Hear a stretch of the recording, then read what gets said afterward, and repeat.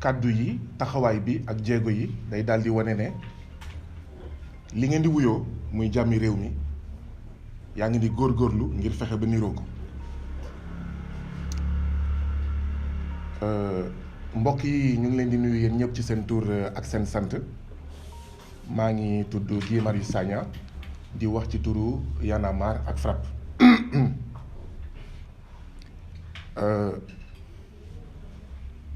gis ngeen ku ci nekk ci ñun fi nga bàyyeekoo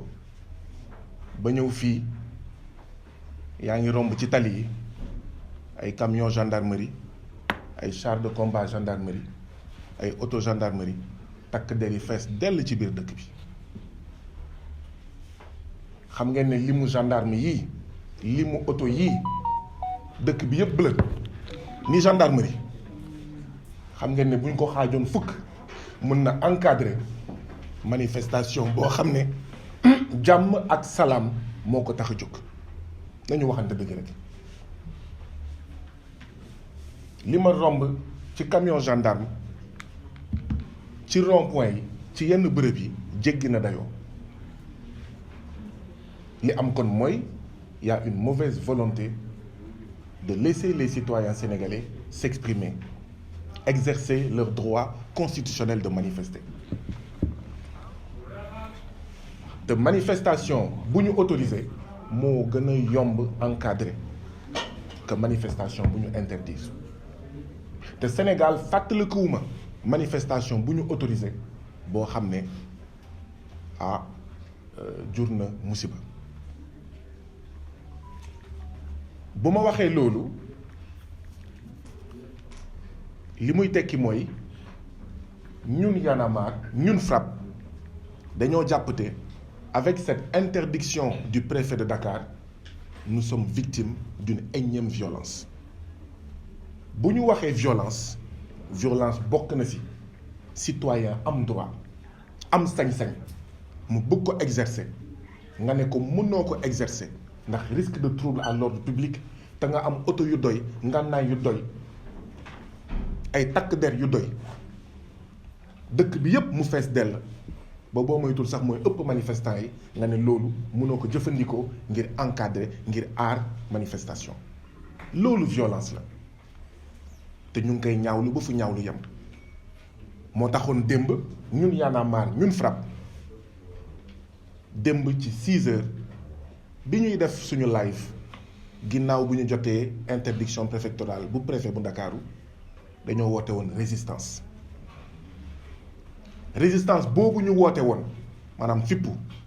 ci résistance boobu la ñu nekk ba tey. dafa fekk rek ne résistance boobu day am beneen melokaan tey ndaxte nag boo nekkee cim réew nga am ci ay nawle nga am ci ay mbokk nga am ci ay kilifa yu mel ni waa plateforme jàmmi réew mi te nga bëgg a ànd ak ñoom ànd ak ñeneen ndaxte li la tax a jóg jàmmi réew mi la munoo topp yow sa bëgg-bëgg rek munoo ñàkkal fayda soofantal gis-gisu ñeneen ñi. bu fekkee Sénégal moo ñu tax a jóg foog ñu déglu sénégalais yi te ci sénégalais yi waa plateforme jàmmi réew mi ci lañ bokk. jàmmi réew mi nag mooy justice. ñun Y'en a marre ak FRAPP dañoo jàpp ne réew mënul am jàmm te justice amu fa te yoon amu fa. bu dee waa APR wala waa Bennoo Bokk Yaakaar ñuy def xawma seen pré-campagne di dox fu leen neex ba ci Dakar Plateau ñu ne am nañ sañ-sañ bi waaw doxantu yooyu lan moo ko wutale ak manifestation pacifique nañu waxante dëgg rek. pré-campagne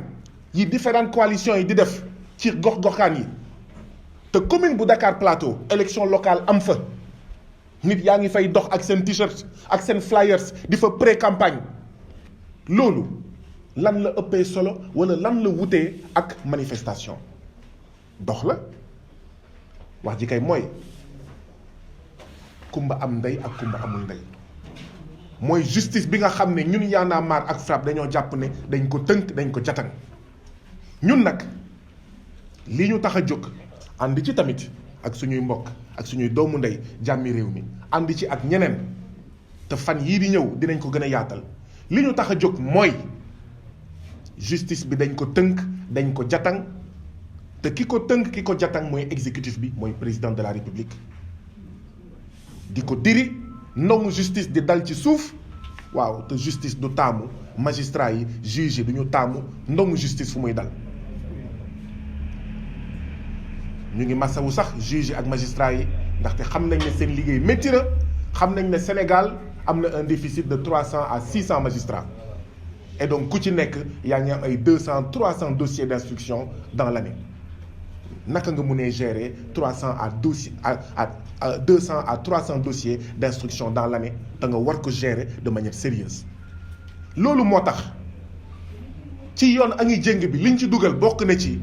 citoyens sénégalais yi nga xam ne fees nañ dell ci kaso def fa 3 ans 4 ans 5 ans te kenn attewu leen kenn entrandu leen te bu nekkee ñeneen seen dossier fast track citoyens sénégalais yooyu mais ce sont des justiciables ce sont des citoyens yoo xam ne ils ont le droit de bénéficier du service public de la justice et d'être jugés dans un temps raisonnable mais 3 ans 4 ans kenn entendu la ma ne ku ko yuuxuwul sa mbokk nekkul kaso ku ko yuuxuwul musoo dem kaso ku jooyul naxarluwul nga def 3 ans waxuñu la àtte mais entendre sax kenn entendu la amoo mbokk kaso musoo dugg kaso ndaxte kaso neexul boo ci duggee di nga yàqamti ñu déglu la di nga yàqamti sax même bu ñu lay daan 20 ans de prison di nga yàqamti ñu àtte la nga xam fi nga féete waaye 3 ans 4 ans 5 ans 6 ans kenn àttewu la kenn entendre la te bu nekkee ñeneen ñu gaaw leen entendre dafa am privatisation ci suñu gis-gis ñun Y'en a marre ak FRAPP des libertés provisoires une privatisation des contrôles judiciaires am na ñoo xam ne ñoom ñoo war a bénéficier liberté provisoire ñoom ñoo war a bénéficier li nga xam ne moom mooy contrôle judiciaire ak grâce mu am yeneen sénégalais yoo xam ne kenn xamu leen amuñu tur amuñu sant sa suñu rëkk fenn bokkuñu fii amuñu carte de membre ñooñu ñuy maxe ci kaso bi ñooñu la ñu wax ne justice dafa jéng am ñoo xam ne régulièrement ñu leen di jàpp bu ñu sëkkatee ñu jàpp leen bu ñu yuuxoo ñu jàpp leen ñuy jëfandikoo justice comme ngànnaay ñu jàpp nag ne loolu mënul continuer justice et paix maanaam yoon ak jàmm ñoo ànd fu yoon amul jàmm mënu faa am donc yoon bu jéngee yoon buñ ko jatangee yoon buñ ko tënkee ni ko président Macky Sall tënkee foog ñu yoonal ko lii de mooy suñu yuuxu ci jàmm ak salaam bu ñu demee nag ba Sénégal dañuy toll foo xam ne même booy waajal manifestation munoo sax fanaan sa kër ngeen jéggal ma bëggoon naa solu bu rafet comme sama mbokk yi mais naka laay fanaanee sama kër ñëpp naan la bul fanaan sa kër de dañ lay jël si kon ngeen xam ne kon Sénégal métti na lii rek c'est une régression démocratique c'est un recul démocratique mu ngi ñuy fàttali yeneen ak yeneen yoo xam ne dund nañ ko ay 2011 ay 2010 ay 2012 à la veille d'une manifestation pacifique munoo fanaan sa kër ngay ñëw li nga sol démb moom nga fanaanoo moom nga xëyee tey lii la ñu wax ne mënul continuer suñu mbokk kaw ga béykat ak sàmmkat am jafe-jafe suuf ñu leen di jaay doole bés bu nekk Y'en a marre ak FRAPP ñu leen di recevoir ñu leen ñu suñu dossier caxat bu ñu caxatee suñu suuf mu ngi ci yoon ñu ngi koy topp mënuñu àtte bu ñu àttee duñu àtte dëgg ñun loolu la ñu wax ne mais foog ñu jóg si ndax c'est Sénégal yi lañ fi nekkal ñuy recevoir ñun waa Y'en a marre ak FRAPP liggéeykatu Sénégal ñu naan ñu mais kuréel bu mel ni Transplast xam naa xale yi sax xamuñu ko 32 ans de procédure judiciaire ngeen foog ne dëgg la am na ñoo xam ne fàtte nañ luy SOTRAC wala xamuñu luy SOTRAC les travailleurs de la SOTRAC depuis avant 2000 ñu ngi daw ci ay indemnité ak yeneen ay SIAS ak ay NSTS ak ay ñeneen ak ñeneen yoo xam ne boo limee turu entreprise yooyu kenn xamu leen 10 ans 20 ans 30 ans 32 ans de procédure judiciaire duñ la àtte buñ la àttee ba nga am dëgg ngay daw derrière l'application voilà loolu la ñuy wax naan kumba am ndey ak kumba amul ndey la waaye ay bu nekkee Khalifa Sall wala Karim Wade ay bu nekkee kilifa mais kaawu kilifa ñoom ñett lañu ci benn dossier moom kilifa moom Thier moom Simon ñu libéré ñépp ba mu des moom ngeen foog ne loolu dëgg la mu mel ni ñun buñ ñu jàppee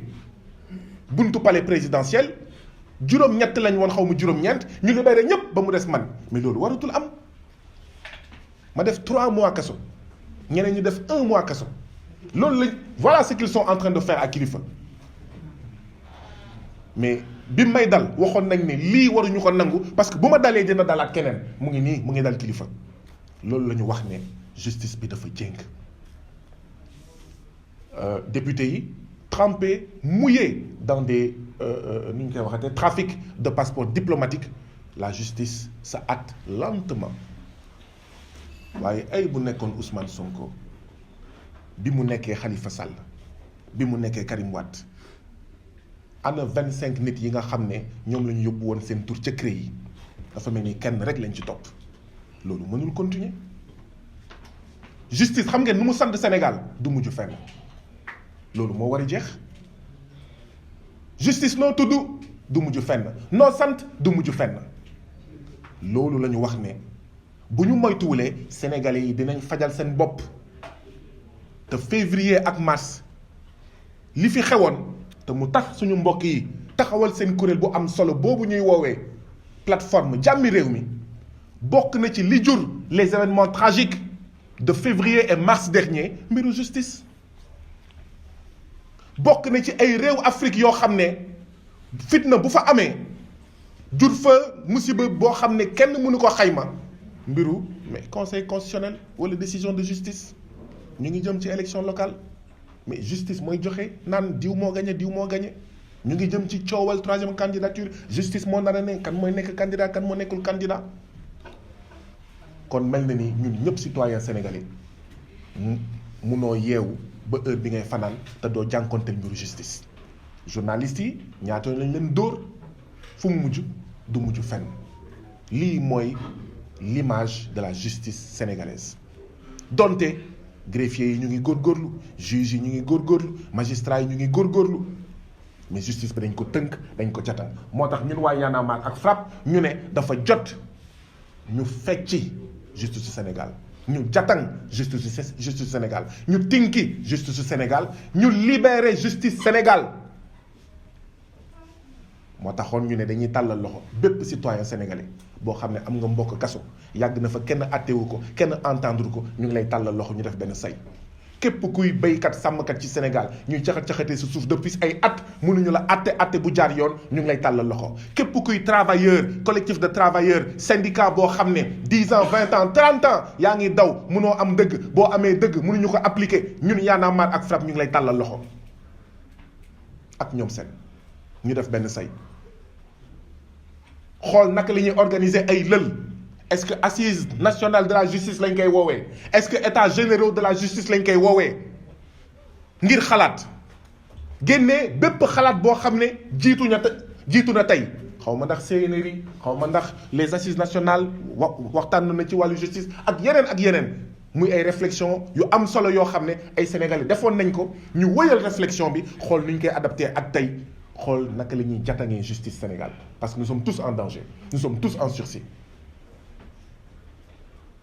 lii dal Khalifa Sall lii dal kilifa lii dal keneen ak keneen mun na dal keneen ak keneen mënuñu nag nekk ci réew moo xam ne waa FRAPP dañuy dem ñani ñu dóor leen saaga leen xëpp leen suuf ñu porter plainte depuis le mois de mai mais plainte bi du mujj fenn loolu ku mu neex wax dëgg yàlla doo nit ñun naxari nañu ñun ñëpp ni mu naxari Sénégalais yi mais lii c'est de l'insécurité juridique c'est de la violence juridique judiciaire lii la ñu wax ne ci jàmm ak salaam dañ ciy waxtaan waaye ñaar waxtaan ci waaye tamit dox ci donc résistance bi kon day continuer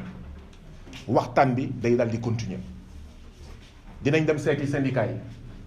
dinañ dem seeti liggéeykat yi dinañ dem seeti suñu mbokk kaw gi ñëpp ñu am ay collectif ñu ngi leen di tàllal loxo pour dajeek ñoom les familles de détenus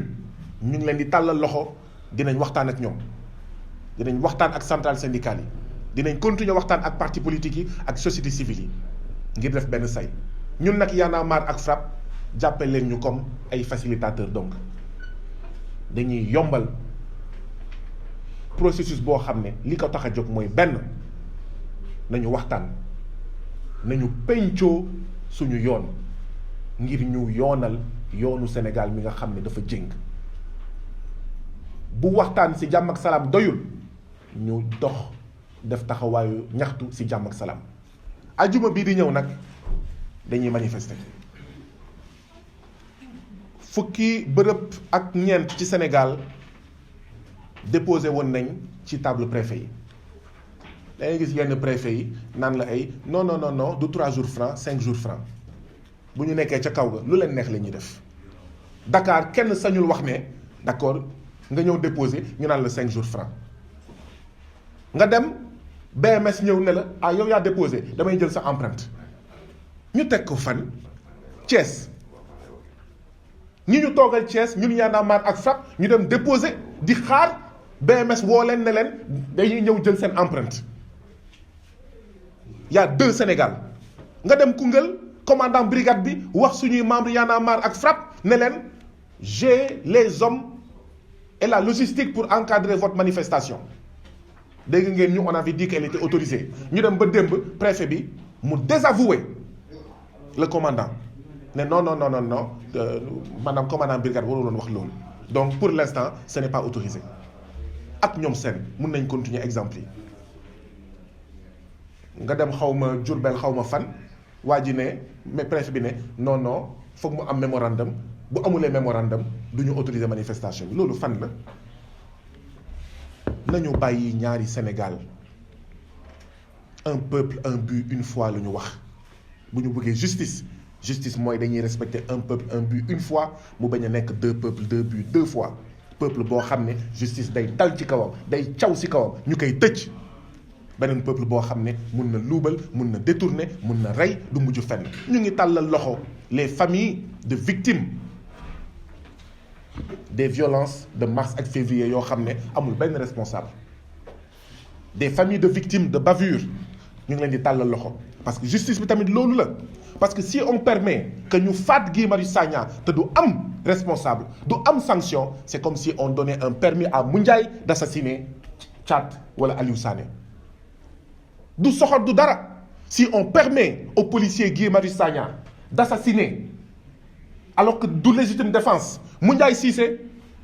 te du mujj fenn c'est comme si on accordait un permis de tuer au policier Guy Marius Sagna mu assassiné Cheikh Oumar mu assassiné Malick mu assassiné Aliou mu assassiné xawma Xooxaan mu assassiné xawma et cetera loolu la ñu wax ne justice et paix donc vendredi dinañ def sax lu gën a simple parce que xëy na